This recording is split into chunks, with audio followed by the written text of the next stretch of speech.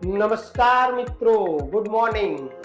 કેમ છો બધા? મજામાં ને? દોસ્તો, આજના વિડીયોની અંદર આપણે શીખવાના છીએ ધોરણ 9 વિષય ઇંગ્લિશની અંદર યુનિટ નંબર 7 એનો ભાગ 2 આપણે આજે શીખવા જઈ રહ્યા છીએ.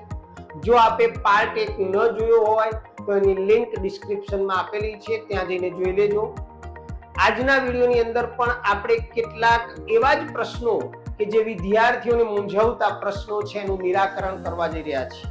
તો દોસ્તો, મિસ્ટર બક્ષી અને જે સલાહકારો છે એ કઈ સલાહ આપે છે અને વિદ્યાર્થીઓના પ્રશ્નો શું છે, તો એની ચર્ચા આપણે કરીશું આજના વિડીયોની અંદર. તો હું અમૃત લિંબાચિયા, આદર્શ ટ્યુશન ક્લાસ સંચાલિત આપણી યુટ્યુબ ચેનલમાં મિત્રો આપ સૌનું હાર્દિક સ્વાગત કરું છું. તો શરૂઆત કરીએ મિત્રો પાર્ટ 2 ની. ધ્યાનથી જોજો. ચાલો મિત્રો, પાર્ટ 2 નો પહેલો પેરેગ્રાફ આપણે જોઈશું, જેમાં આપણને એક ઓનલાઈન યંગ લેડી છે એ પ્રશ્ન પૂછી રહી છે જે મિસ્ટર શાહને કે નમસ્તે sir, I am Dilshad from Rapar. દોસ્તો, એ છોકરીનું નામ છે દિલશાદ. શું નામ છે? દિલશાદ. અને દિલશાદ ક્યાંની છે? રાપરની છે, કચ્છ ભુજ બાજુ આવ્યું મિત્રો. માય ફેસ, હવે એની સમસ્યા શું છે મિત્રો? તો કે my face is full of pimples. Pimple એટલે ખીલ. મારો જે ચહેરો છે એ ચહેરો પિમ્પલથી ભરપૂર છે. પિમ્પલથી એટલે કે મારા ચહેરા ઉપર પુષ્કળ પ્રમાણમાં ખીલ છે. બીજું શું કહે છે? એનો પ્રશ્ન શું છે? તો કે how can I get read of them. દોસ્તો, ગેટ રીડ ઓફ, નાથી છુટકારો મેળવવો. યાદ રાખજો, ગેટ રીડ ઓફ એટલે નાથી છુટકારો મેળવવો. તો કે હું આમાંથી કઈ રીતે છુટકારો મેળવી શકું? તો મિસ્ટર શાહ એને કહે છે, what have you done so far. અત્યાર સુધી તમે શું કર્યું? What have you done so far, અત્યાર સુધી તમે શું કર્યું? તો દિલશાદ બેન એનો જવાબ આપી રહ્યા છે. શું જવાબ આપી રહ્યા છે? કે I have applied various creams. Apply એટલે ઉપયોગ કરવો. અત્યાર સુધી મેં ઘણી બધી, વેરિયસ એટલે વિવિધ, અત્યાર સુધી મેં ઘણી બધી વિવિધ પ્રકારની ક્રીમો વાપરી. But nothing has worked. એક પણ એવી ક્રીમ નથી કે જે કાર્ય કરતી હોય, મતલબ એની ઇફેક્ટ થઈ હોય, ખીલ મટ્યા હોય એવું અત્યાર સુધી બન્યું નથી. તો મિસ્ટર શાહ શું કહી રહ્યા છે?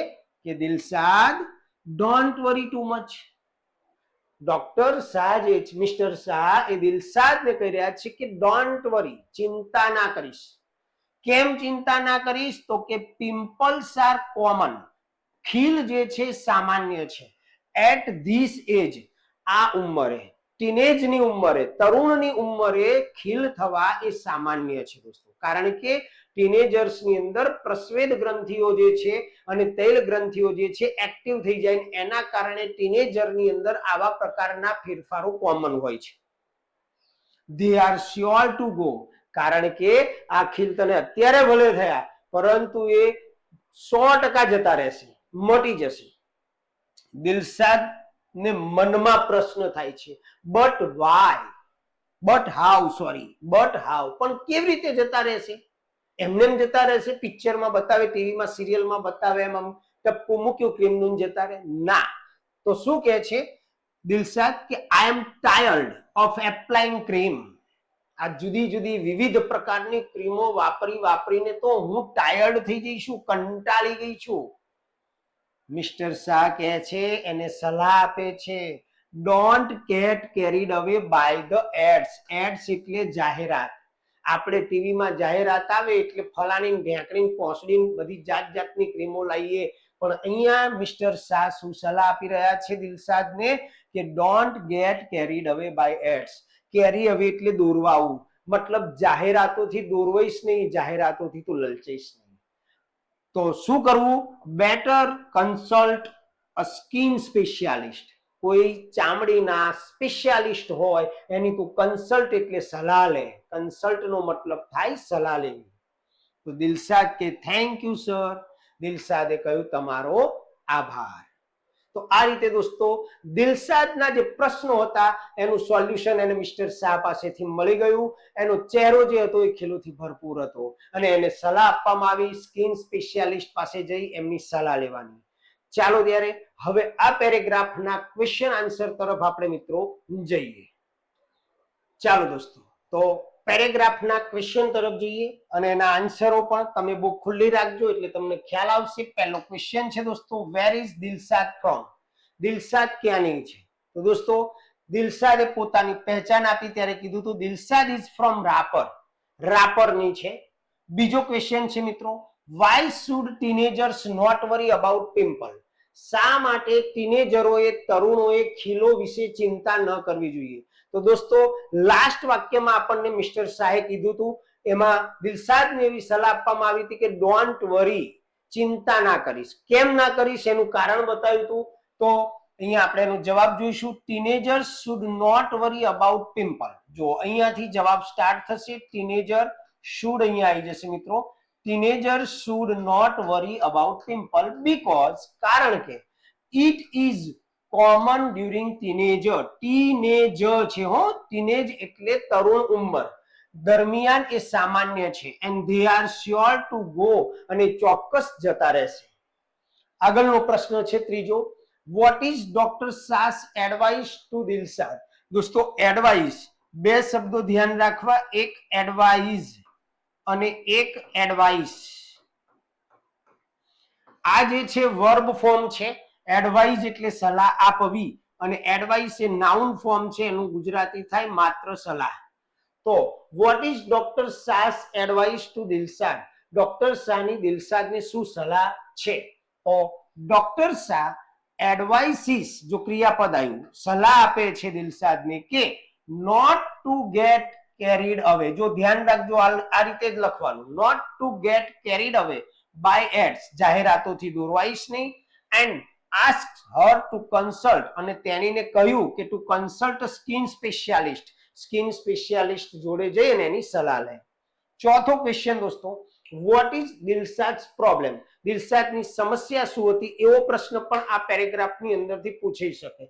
તો Dilshad has pimple on her face. દિલશાદના ચહેરા ઉપર ખીલ હતા, ખીલ છે. પાંચમો પ્રશ્ન, what has she done about it? હવે એ જે ખીલ છે એના વિશે એને શું કર્યું? તો she has applied various cream. તેણે ઘણી બધી વિવિધ પ્રકારની ક્રીમોનો ઉપયોગ કર્યો. But nothing has worked.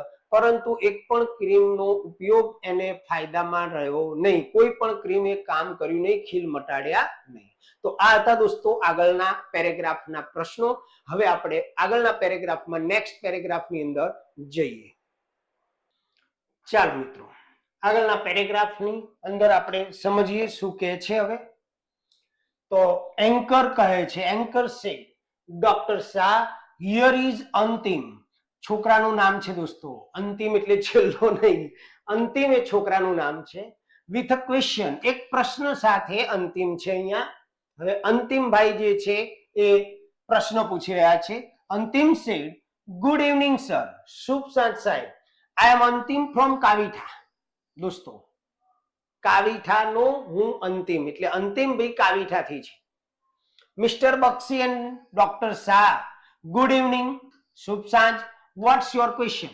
તારો પ્રશ્ન શું છે? તો અંતિમભાઈ પ્રશ્ન પૂછી રહ્યા છે.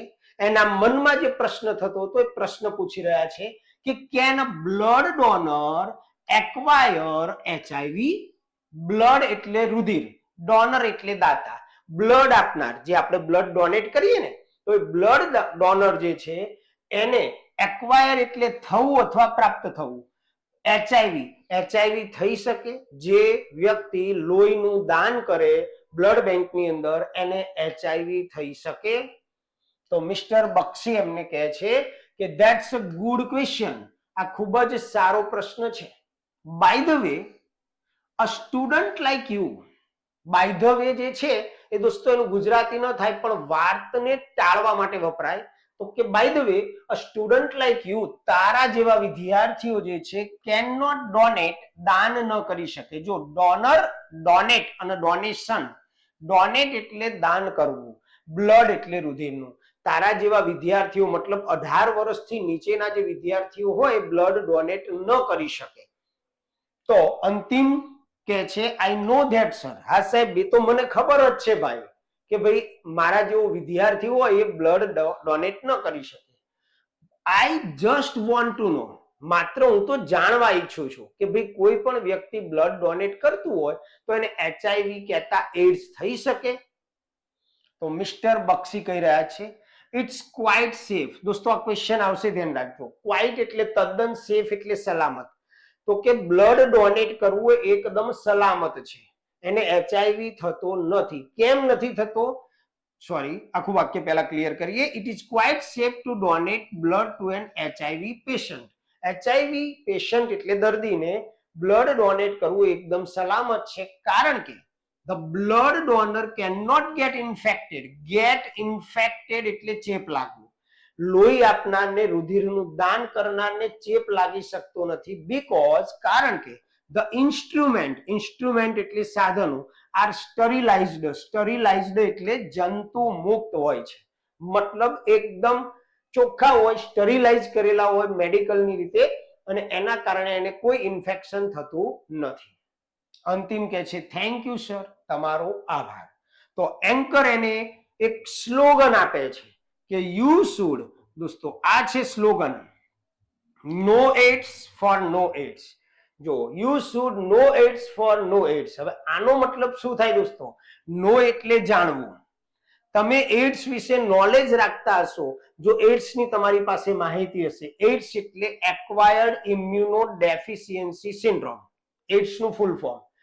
તો નો એડ્સ, તો તમને એડ્સ થઈ શકશે નહીં. મતલબ એડ્સ વિશે તમારી પાસે પૂરતી જાણકારી હોવી જોઈએ, કારણ કે એડ્સની કોઈ દવા છે નહીં, પણ એડ્સથી બચી શકાય છે જો તમે એડ્સ વિશે પૂરી જાણકારી, એનું નોલેજ રાખતા હોય તો.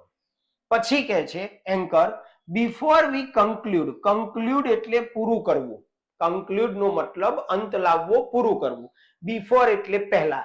Before we conclude the conference, આપણે આ કોન્ફરન્સ જે છે એને પૂરું કરીએ એ પહેલા let's listen to Harish problem. ચાલો આપણે હરીશની સમસ્યા વિશે વિચારીએ, હરીશની સમસ્યાને લિસન કરીએ, સાંભળીએ. તો આ હતો દોસ્તો પેરેગ્રાફ. હવે આપણે જઈશું એના ક્વેશ્ચન આન્સરની અંદર. ચાલો મિત્રો, તો એ પેરેગ્રાફના ક્વેશ્ચન આન્સર જોઈએ આપણે. તો ક્વેશ્ચન નંબર 1 છે વોટ ઇઝ અંતિમ્સ ક્વેશ્ચન.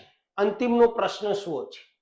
તો અંતિમનો પ્રશ્ન શું હતો કે અંતિમ જે છે એડ્સ વિશે જાણવા માંગતો હતો કે ભાઈ અંતિમ વોન્ટ્સ ટુ નો, અંતિમ જાણવા ઈચ્છતો હતો કે a blood donor can acquire HIV. કોઈ બ્લડ ડોનેટ કરે તો એને HIV થઈ શકે, આ એનો પ્રશ્ન હતો. બીજો પ્રશ્ન, વોટ ડઝ મિસ્ટર બક્ષી ટેલ અંતિમ. મિસ્ટર બક્ષીએ અંતિમને શું કહ્યું, શું કહે છે? મિસ્ટર બક્ષી ટેલ્સ અંતિમ ધેટ. મિસ્ટર બક્ષી ડઝ નીકળી જશે એટલે ટેલ્સ થઈ જશે, અંતિમ that it is quite safe, એકદમ સલામત છે, ટુ ડોનેટ બ્લડ, બ્લડનું દાન કરવું, ટુ એન HIV પેશન્ટ, આવું કહેવામાં આવે છે. ત્રીજો પ્રશ્ન, does a blood donor get infected. Blood donor કરનાર એટલે કે બ્લડ ડોનેટ કરનારને ચેપ લાગે છે, ક્યારે? while donating blood, જ્યારે એ બ્લડ ડોનેટ કરતો હોય ત્યારે એને ચેપ લાગે છે, અને why, શા માટે? તો જવાબ આવશે દોસ્તો, a blood donor cannot get infected while donating blood. જ્યારે બ્લડનું ડોનેશન કરતો હોય, દાન કરતો હોય ત્યારે એને ચેપ લાગતો નથી, બીકોઝ, કારણ કે the instruments are sterilized, કારણ કે જે સાધનો છે એ જંતુ મુક્ત હોય છે. અને last question, explain the slogan know AIDS for no AIDS. એટલે કે આ જે સ્લોગન છે, સ્લોગનનો મતલબ થાય સૂત્ર, આ જે સ્લોગન છે એનો મીનિંગ શું થાય? એક્સપ્લેન એટલે સમજાવવું. તો દોસ્તો એનો મીનિંગ થશે ધીસ સ્લોગન મીન્સ, આ સ્લોગનનો મતલબ થાય છે કે if you have all the knowledge. If એટલે જો તો, જો તમારી પાસે બધું જ નોલેજ હશે ઓર ઇન્ફોર્મેશન માહિતી હશે શેની અબાઉટ એડ્સ વિશેની, તો you will never get AIDS, તો તમને કદી એડ્સ થશે નહીં. ઓકે દોસ્તો, તો આજના વિડીયોની અંદર આપણે આટલું જ રાખીશું. હવે મળીશું આપણે દોસ્તો નેક્સ્ટ વિડીયોની અંદર, જેથી કરીને બહુ લાંબો વિડીયો ન થાય અને તમને જોવાની પણ મજા આવે અને સમજવાની પણ મજા આવે. તો હવે મળીશું નેક્સ્ટ વિડીયોમાં. જો આપને અમારું કામ ગમે તો વિડીયોને લાઈક અને શેર જરૂર કરજો. આપને કોઈ ક્વેશ્ચન હોય તો એની કમેન્ટ પણ કરજો દોસ્તો. ચાલો ત્યારે, જય સ્વામિનારાયણ.